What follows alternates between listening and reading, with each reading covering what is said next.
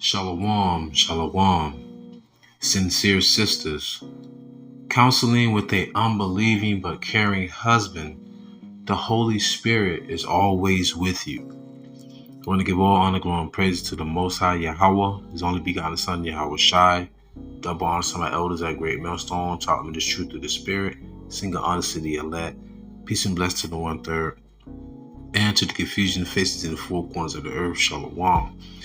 Say this, when I say sincere sisters, I'm talking about women who have been following like-minded men as myself and the elders of Great Millstone,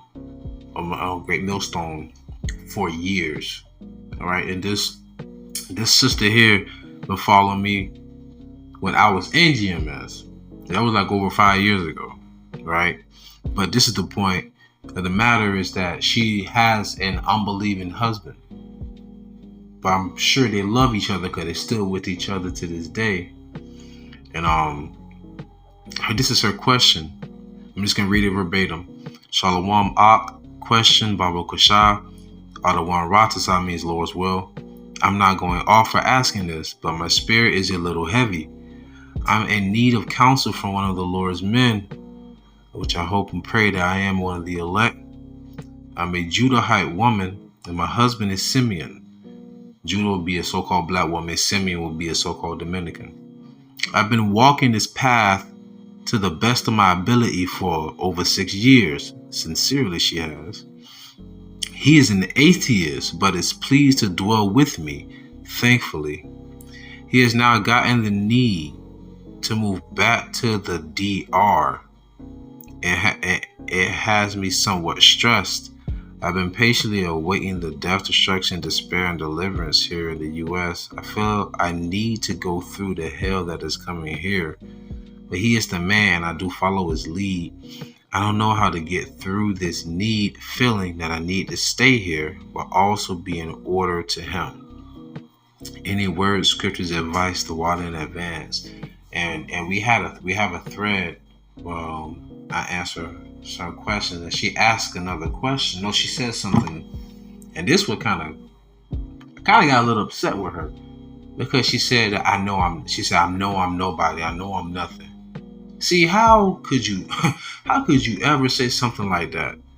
That if YAHAWASHI did not give up the ghost, if he did not get on that cross, that none of us will have the RAWACHAA QADASH, sister. So remember that if you can understand these deep, dark parables, if you pray and believe in the name of YAHAWASHI, that means a lot more than you can ever possibly imagine. The reason why I say that, and I'm gonna get to the precepts. YAHAWASHI said it. You have not chosen me; I have chosen you. I have ordained thee. Now the part after ordained thee is going back to the prophets and the apostles. But sister, you have been chosen by the Spirit to believe. Remember, to believe itself is to have faith, which is a gift that's not given to you by a man, or a gift you can't gift yourself, like some people today. Some women are marrying themselves. Okay, whatever. No, this is a gift from on high, because YAHAWASHI said, my meat is to do the will of him that sent me. So if he's giving you the RAWACHAA QADASH, with all due respect, put some respect on YAHAWASHI's name. Because it's two things I fear the most in this world: the Lord taking the Holy Spirit from me, or me offending one of the little ones. Nonetheless, let's get back to it. Sirach 30:21. Give not over thy mind to heaviness, and afflict not thyself in thy own counsel. And it's always good to get counsel. It's like therapy, which is why the sister insisted, because I'm not gonna come looking for something that's profitable for me. In a sense, she's a member of the body, so I would answer it accordingly to the scriptures. And another thing I like to say too about things that weigh heavy on our minds, people, I'm talking to the elect, of course. I say this: if I can't touch it, turn it, or move it, it's out of my reach. It's out of my hand. So only individual, only entity that can touch it, turn it, move it would be Yahawah. Bahashem YAHAWASHI. So there's things in our mind, I've been going through hell. I just had to put a radiator in my car. I just had to put an alternator in my car, and it had to get a hold of the battery, all within the span of a week. There wasn't no excuse. I still had to go out and do the word. Me and the brother Yoram Kabarsi had to go live. You know, I still gotta go down Saturday, go preach the word with the brother Shaw, go to my auntie's house, cut her yard for her, because she has a bad knee now. And then go see my grandmother, my father's mother, who's been in hospice. She's been unresponsive for over a week and a half. I can't make no excuse. The Lord told Ezekiel he was going to take his wife when he woke up in the morning, and he still had to go prophesy. And that's exactly what the Lord did. Took the one thing that the Lord said, I'm going to take the one thing that gives your eye like light, that makes your eye glimmer or glitter. And that was his wife. And he still had to go out and preach the word. So there's things that we just can't control that you have to let go. But in this instance, you know, we're trying to find a crevice that we can get through, that we can try to comfort the sisters, all right, without them, because they truly believe, because they don't want to be off. They don't want to go off. They don't want to sin, you know. So Sirach 2:18 saying, we will fall into the hands of the Lord and not to the hands of men, for as his majesty is, so is his mercy. So it don't matter where we go in this world. You got to remember, Yahawah Shimi Awashai, those are the hands we want to be in, right? 1 Thessalonians 4:18, wherefore comfort one another with these words. Things that are happening and things that are going to happen, the Lord already said it. It's like, you know it's coming, so why didn't you prepare for it? How did we prepare for it? By laying up treasures in the heavens. There's no more we can possibly do as the elect, the apostles, the prophets, besides warn you. Matter of fact, a brother uploaded a video today and says, our only job is to warn you. That's it. To warn the people. And you know what? You've taken heed to the warning. He may not have, but you know what? The Bible speaks about Sirach 25:1. And three things I was beautified and stood up beautiful both before God and men. The unity of brethren, the love of neighbors, a man and wife that agree together. So a man and a wife that agree together will do what? Stay together. And in the thread I had told the sister, communication makes the best relations. Communication makes the best relations. Now, there's two instances in the Bible I wanna speak on where the wife, the wife of a renowned man in the Bible spoke up against her husband, but there were two different results of that. So communicating with your husband, there's nothing wrong with communicating with your husband. Like, we're sentient beings, all right? We have vocal cords. It's not like you're a nun, you're sitting in the corner with a dunce hat on. No, it's not. What we're saying is, we know that you women are you women are mental ninjas, all right? So sometimes, you know, it's like we want you around, but we just don't want you around. Like, be in the kitchen making something, all right? I want to hear you hitting some dishes in there, you know, because women like to cleave onto the men. You know, you playing the game, they want to cut all up. I'm like, babe, what you doing? You know what I'm saying? You know how that is. But communication made the best relation. Just communicate with your husband. Of course. Tell him how you feel. It's not being disobedient by voicing your opinion, you know. One of my exes told me this before in the past. She said, the man is the head of the household, but the woman is the one that turns the neck. And I thought about it. I said, you know what? Okay. Right? Even the scripture says men have run out of wits for women, meaning that man will climb a mountain, slay a dragon, wrestle with a lion, run through a troop just to come home and bring her all the loot. Right? So women, use your beguile your husband, talk to him, get in his ear, because in a sense, no matter where you go in the world, you're not gonna escape the curses. They cleave unto us. We've been scattered all over the world, which is why this It's going to happen all over the world.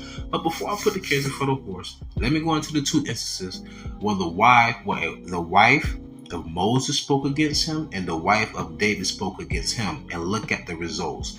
So let's go into the incident with Moses. Exodus 4:24-26.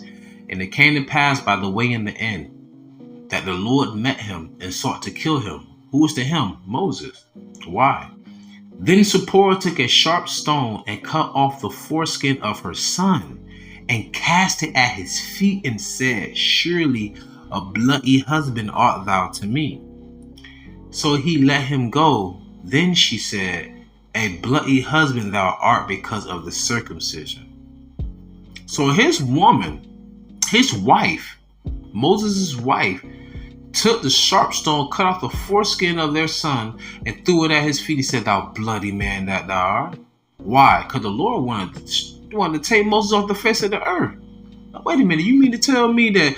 Because if you read Exodus 4:22, Moses asked Pharaoh to let the Lord's people go, let Israel go, even his firstborn. And then you go to verse 24, 26.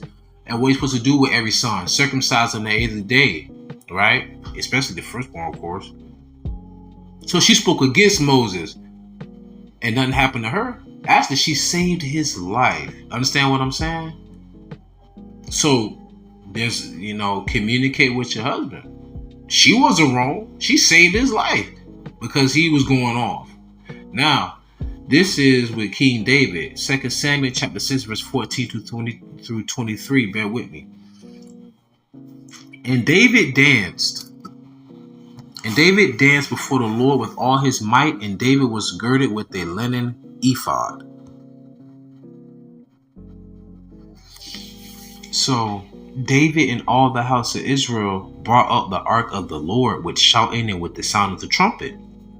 And as the ark of the Lord came into the city of David, Michal, Saul's daughter, looked through a window and saw King David leaping and dancing before the Lord, and she despised him in her heart. So King David and all of Israel, they bringing the ark they got the ark of the covenant. Man, they probably in there crip walking, you know what I'm saying? Break dancing, pop locking, doing the electric slide, everything. I mean, come on. It's the Lord. It's the ark of the Lord. What are you talking about? We ecstatic, excited. And you over here grumpy, mad. All right, so let's get back to it. And they brought in the ark of the Lord and set it in his place in the midst of the tabernacle that David had pitched for it. And David offered burnt offerings and peace offerings before the Lord. And as soon as David had made an end of offering burnt offerings and peace offerings, he blessed the people in the name of YAHAWAH. And he dealt among all the people, even among the whole multitude of Israel, as well to the women as men, to everyone a cake of bread and a good piece of flesh and a flagon of wine. So all the people departed, everyone to his house. This is funny. I'm going to stop real quick. They say it to this very day. They're like, men, if your wife calls you or you're out with the boys, don't tell her you're having a good time.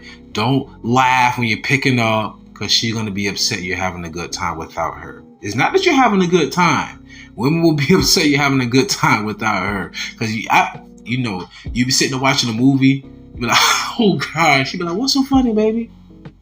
You know how that is. Anyhow, let's get back to it.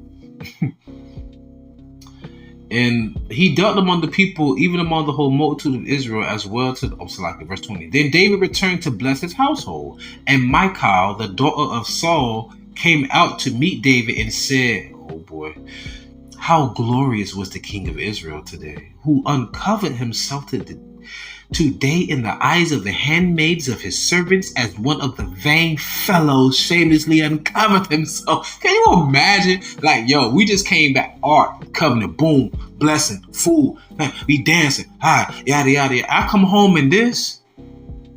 I gotta come home to this. You call me a shameless man that uncovered himself? Listen to what David said. And David said unto Michal, it was before the Lord which chose me before thy father. He let her know, I'm doing this for the Lord. And he chose me in front of all of Israel. But I'm going to say in front of your father, who is Saul, who was the king, right? And before all his house, to appoint me ruler over the people of the Lord, over Israel. Therefore I will play before Yahweh. So in other words, I'll be a damn fool in front of the Lord if I want to. How that song go by CeeLo? I'm a fool, such a fool for you, for you. Exactly. That's how David felt. I'll be a fool for the Lord. Let me continue on, get to the point. I will yet be more vile than thus. I'll be more vile. It will be base in my own sight. It's like being like an Edomite. And of the maidservants which thou hast spoken of them shall I be had in honor. What do you think he meant by that? Let it sink in. Therefore Michal, the daughter of Saul, had no child unto the day of her death. And what's the worst thing in the ancient times that can happen to any woman? To be barren. A woman that cannot produce children, what's her worth? What is she worthy of? I'm just saying in general to a man. I'm not saying as a individual. But let's get to the point. Moses' wife spoke up against him. She wasn't punished. Why? Because she saved his life, because he didn't do what the Lord said. King David was dancing to the Lord. His mantle, think about it, he would dance. When she said he was uncovered, as we wear the mantles out, the garments out there at camp, his mantle must have came up and the women, saw his family jewels. And that's probably why she was upset. Like, oh man, jealousy is the rage of a woman. Oh my God. A woman, trust me. I remember when I used to go shopping, I'm just talking to the cashier and everything. We walking out. She was smiling too much. Whatever. Anyhow. So there's nothing wrong with communicating with your husband. It's all about how you communicate with him and what you're communicating with to him about what. Now the situation about leaving and going somewhere else. Once again, obey your husband, but you gotta follow the spirit too. I mean, continental USA or DR, and then there's so many variables. Do you have children? If you have children, you want to just uproot your whole, the country came out, uproot your whole family and, go somewhere else, just in general. I'm just saying in general. These are questions you can ask. I would ask the same thing if I was in a situation like this. If my woman was making more money than me or whatever, and she felt like, she don't believe in the Bible, but she believes a higher power, and because she loved me so, and she want to stay with me, and yada, yada, yada. My mom like, babe, listen here, it's probably best if we stay here, yada, yada, yada, woo, woo, woo. Hey, listen, we both speak English. We familiar with this, society. I mean, I can't. I won't sit here and tell a woman, well, keep the kids and tell him to go. No, I will never do that. Or tell him, take the kids and you tell her to no. But at the same time, you got to follow the spirit, because no matter where you go, the curse is going to cleave unto us, but the RAWACHAA is with us as well. That's the difference. It don't matter where you go. You're going to be okay. And your unbelieving husband is sanctified by you. And your children are also clean because of your belief. It's only one thing the Lord said. He said, all matter of sin shall be forgiven except the blaspheming of the Holy Spirit. What's the blasphemy of the Holy Spirit? Man, F God. Man, that ain't real. Man, ain't no man turn no water into wine. Man, what's all this? Habida, you be prayed. Yeah, that's blasphemy of the Spirit. Or mispronouncing the name. I'm not going to even do that. I won't even play like that, But you understand, that's blasphemy. Like something that's filthy, that's vile, that's wicked. Like a woman saying, oh, he raped me. Didn't even do it. Man took her on a dinner and everything, blah, blah, blah, blah, whatever. And then all of a sudden, because he raped me. That's blasphemous. That's atrocious, right? So Ephesians 5:28 through 31. Man, you nigga, look, God listen to you women too. God listen to you women. Trust me, because the women are the communicators of the species. Women are the nurturers. They're the orators, I would say, right? The oracles. Nah, I wouldn't say that. We're the oracles of the story. Ephesians 5:28. So ought men to love their wives as their own bodies. He that loveth his wife loveth himself. For no man ever yet hate his own flesh, but nourisheth and cherisheth it, even as the Lord the church. For we are members of his body, of his flesh, and of his bones.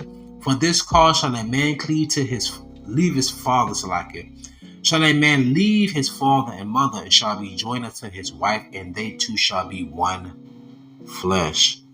So if you're one flesh, you both should be moving as a unit. You know, it's that's what I said and that's what I meant. That's different if it's for her safety. That's different if you're dealing with finances. That's but if it's just like, I got a hunch, I got a feel, you talking about uprooting your whole family. You gotta sit down and have a conversation. You have to. But y'all are one flesh, so like the scripture says, there be three things that the Lord is beautified by. And he said, a husband and wife that agree together. Well, hell, you ain't gonna stay that long together if you don't agree with one another. So I'm pretty sure your husband will hear you out. Your significant other will hear you out. This is vice versa too. Even for men that have an unbelieving wife or whatever. Oh, I believe in Jesus. Oh, listen, his name is YAHAWASHI, baby. Right? This applies to any of them. I want to speak into heterosexual couples, by the way. So, listen to this, y'all. 1 Corinthians chapter 7, verse 4 through 6. Let me check something. Okay. The wife hath not power of her own body. Pay attention. But the husband. And likewise also the husband have not power of his own body, but the wife. What does that mean, y'all? I thought the man was the head. It means you're one flesh. That's pretty much what it's saying. You're one flesh. So it's like, remember what it said. Husband, love your wives as so are men to love their wives as their own bodies. If you're one flesh, you're not gonna stab yourself in the finger. You're not gonna poke yourself in the eye. You understand what I'm saying? So why would you stab your significant other in the finger? Why would you poke them in the eye? That's what it means. Remember when Yahawashi said, when I was hungry, you fed me. When I was thirsty, you gave me water. When I was naked, you clothed me. And the disciples was like, Yahawashi, when? We always been with you. Like, when did we ever do this? He said, if you done it to one of these little ones, you have done it unto me. So, listen, sisters, for you to believe in YAHAWASHI and for your husband and significant other to not, that is a great feat. Remember, the Lord said that his flock, the flock of his pastures with men. Proverbs 8 said his voice is to the sons of men. 1 John, the 2nd chapter, it says, he said, I called unto you fathers, I called unto you young men because you're strong. It's always to the men. He chose the 12 that were men. Even when Judas Iscariot took his own life, he got replaced by another man. What happened when Yahawashi was with the disciples and the woman was screaming and wailing after them? And they were like, Yahawashi, she's screaming after them. He was like, I'm only sent to the lost sheep of the house of Israel. That same woman said, he said, it's not meet for me to give the children's bread to dogs. And she said, yet the dog eats the crumbs that fall from her master's table. This was a shameless woman. A woman in that ancient time calling after men, not only men, a group of men, and then that being Yahawashi. But listen how she humbled herself before he honored her request. You get what I'm saying? There's always ways about things, y'all. Always way. If there's a will, there is a way. Trust me, I know it. If there's a will, there's a way. How does someone get obese? By keep stuffing their face. Well, how do they lose weight? Now you're talking. If there's a will, there is a way. Curl some dumbbells. Stop doing 12-ounce curls, which is drinking beer. All right, let's get back to it. I'm going to close out. I'm not going to make this very long, but remember, no matter where you go, YAHAWASHI is with you. This is Revelation chapter 3, verse 10 through 11, though. Because thou hast kept the word of my patience, I also will keep thee. Keep you. You ain't going nowhere. I'm going to keep you from what? From the hour of temptation, which shall come upon all the world, to try them that dwell upon the earth. Behold, I come quickly. Hold that fast which thou hast, that no man take that crown. Now, I'm going to be honest, though. To move to the DR would be like immigrants moving to all these European countries. They're like, we have family here. We're established here. We have food here, water here, clothing here. Who are you? You're foreign. We don't know you. You understand what I'm saying? So you really have to take into consideration. I would just sit down and hold the conversation. Honestly, the biggest salvation is gonna the bulk of Israelites being saved is gonna come from here, you know.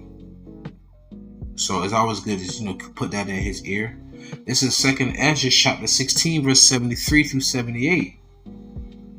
Then shall they be known who are my chosen, and they shall be tried as the gold in the fire. Hear, O ye my beloved, saith the Lord. Behold, the days of trouble are at hand, but I will deliver you from the same.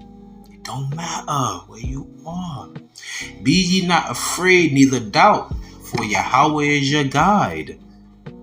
You have the light.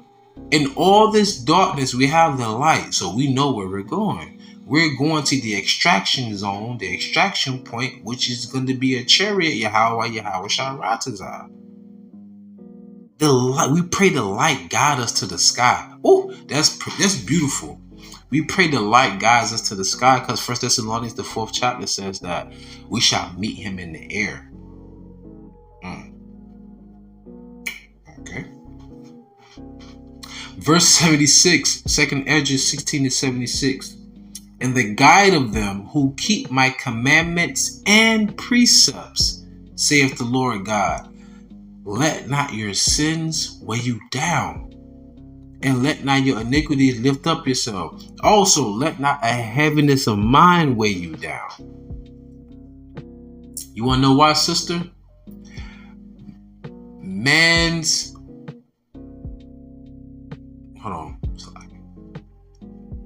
goings are of the Lord. Therefore, how shall a man know his way or know his steps? How? Think about everything think about your life from when you think about early memories all the way up to now. It's been times like you were like, I probably shouldn't have been here. Or it's been times it's like, you know what? The Lord got me through that. Everything trickles down to the spirit. It all trickles down to the mind over matter. Your mind playing tricks on you. Don't let the mind fool you. Want to know why? That's why I hate opinions. But not all opinions are false. Some are factual. Because doubt kicks in. Doubt kicks in. Oh, that reminded me of a precept. I'm going to get back to 2nd Ezra. This is for those with a weary mind and their doubt. You can't doubt. This is Wisdom of Solomon 17:11.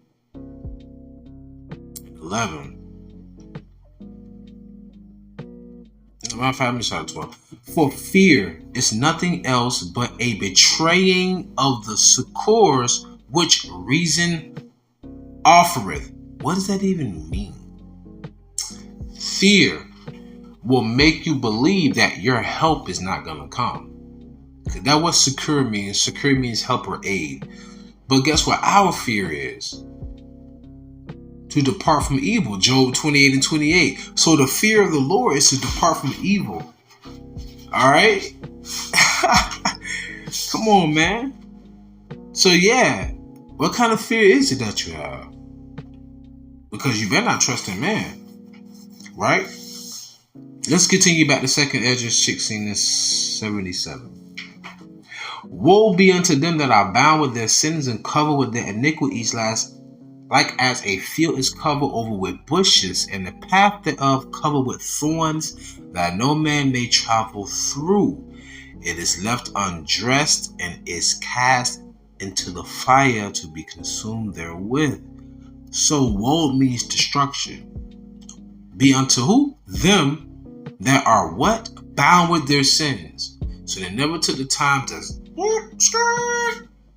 look in the rearview mirror, look at themselves and like, wait a minute, I'm going in the wrong direction in life. Right? Understand? So we have nothing to fear because YAHAWASHI is here. They're with us. They're with us in the flesh. They're with us in the spirit. All around us. All right? Like it says in St. John, the Lord said, I will be with you. Salakia. The Lord said, I will be with you too. I'm sorry, not John. Matthew 26. Matthew 28. 26, if I'm not mistaken. He said, I will be with you to the end of the world, which is what? Esau's rulership, the end of Esau's rulership. But the scripture says Esau is the end of the world, Jacob is the beginning of it that follows, which means the earth will abide forever. It's not going to explode or implode or something, all right? So, this is Isaiah 41, verse 8 to 14. But thou, Israel, art my servant, Jacob, whom I have chosen, the seed of Abraham, my friend. That's a heavy precept, y'all. Put that one in your arsenal. Thou whom I have taken from the ends of the earth, and called thee from the chief men. Fear thou not, for I am with thee. Be not dismayed, for I am thy God. I will strengthen thee, yea, I will help thee. Yea, I will uphold thee with the right hand of my righteousness. And let me tell you how beautiful the spirit is. It's been plenty of times, man. I went out to camp. I'm like, man, I'm just not feeling it. What is it? Start up camp, 5 minutes into it, taking off. Everything is just like auto freaking pilot, man. The spirit is it's freakishly beautiful. I hope I say that with a lot of respect, because it's like, man, where does this surge of energy come? Where does this essence come from? It's spirit, man. It really, the Lord, man, the spirit is heavy, you know. Nonetheless, behold, this is Isaiah 41 and 11. Behold, all they that were incensed, meaning hot, mad, upset, against thee shall be ashamed and confounded. All these magas, they shall be as nothing, and they that strive with thee shall perish. So if anybody trying to strive with us, they're going to perish anyway. What you got to fear? The Lord said, listen, the Lord know we're a worm. He made us to tell. We have to go and want in need of all things from Massa. So the Lord like, listen, all right, you know why I did it, right? Okay, now that you understand, you repent. Okay, don't worry about it. The reason why it's still happening, because 2/3 as they're going to get right. Keep that in mind, y'all. Keep that in mind. Oh, they're going to get it. 2/3 going to get it. Trust me. If don't read about it. Thou shalt seek them and shalt not find them, even them that contended with thee. They that war against thee shall be as nothing, and as a thing of naught. For I, the Lord thy God, YAHAWAH, will hold thy right hand, saying unto thee, fear not. Sisters, brothers, fear not. It's beautiful. I will help thee. Fear not, thou worm Jacob, and ye men of Israel. I will help thee, saith Yahweh, and thy Redeemer, the Holy One of Israel. So, heaviness of mind, uncertainties, and things of that nature. The best connection you can have is by holding a conversation. Talk to them. You're a woman. You women know how to. You women know how to. You women have to get back into using your feminine intuition. You think being mad, not talk to the sisters at all. Salakia. Modern women today think being masculine, aggressive, and assertive is attractive. No. But when you coming with that soft voice, you coming like, baby, can you open the peanut butter? Man, that's testosterone gonna kick in. Where's that? Let's see. Boom. You know, or like wanting to. That's it. That's that testosterone. That is like to provide and protect. That is already embedded in us men. Women just took the Kool-Aid. Women just took the Kool-Aid. So talk to your man. You know your man. You know his subtle movements. You know the things that tick him, or the things that makes him happy. You know your man. Just talk and communicate with him. But nonetheless, YAHAWASHI is with you. You have nothing to fear or worry about. And also, some precepts I didn't use, but I will leave all these precepts in the comment section at the end of this video when I upload it. Of course, I will leave them so you can read them for yourself. But I'm going to close out on this one. 1 Peter chapter 4, verse 12 through 13. Beloved, think it not strange concerning the fiery trial which is to try you, as though some strange thing happened unto you.